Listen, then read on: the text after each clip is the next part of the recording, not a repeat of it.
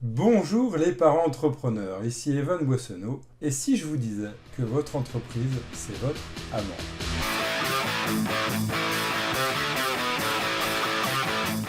Eh oui, j'ose vous dire, mon entreprise, c'est mon amante. Donc mon entreprise, c'est mon amante, c'est mon amant. Pourquoi? C'est parti, top 6 des raisons qui me font dire que l'entreprise, c'est comme avoir une amante ou un amant. En fait, j'en ai pas, mais j'imagine que ça fait pareil. On aime passer du temps avec notre entreprise.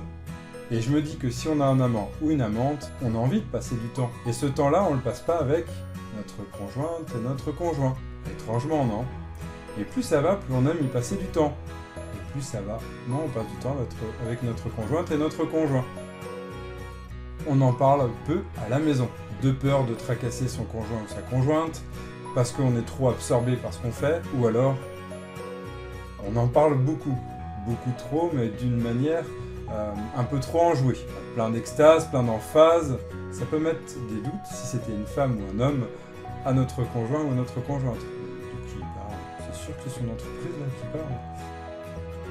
On consulte beaucoup trop notre téléphone. Imaginez, on remarque que le conjoint ou la conjointe, s'il nous trompait, serait tout le temps sur son téléphone à attendre des messages de l'autre personne. Et il pourrait prétexter ses Facebook ou autre.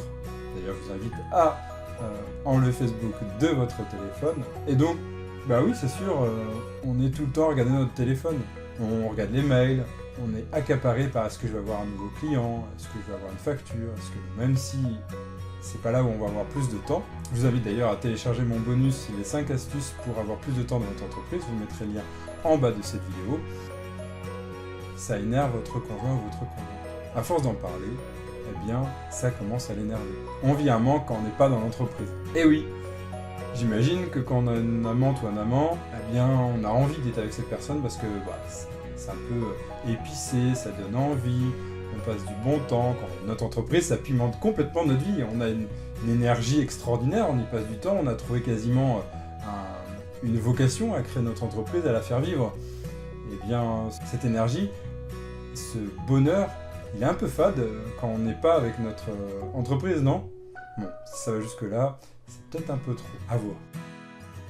Une entreprise, ça amène aussi le divorce, comme une amante ou un amant. Souvent, il y a une sorte de trahison qui se fait quand on découvre qu'il y a un amant ou une amante, en tout cas ça dépend des couples, mais c'est souvent ça.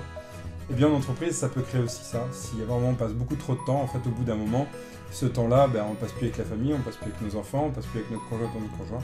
Et notre conjoint en a marre. Et va à un moment décider de partir, et d'ailleurs peut-être nous tromper aussi, et trouver autre chose. Alors je ne veux pas amener le malheur, mais ça amène aussi ça. Donc pensez à bien passer du temps avec votre conjoint, votre famille, en trouvant des moyens pour réussir à avoir plus de temps.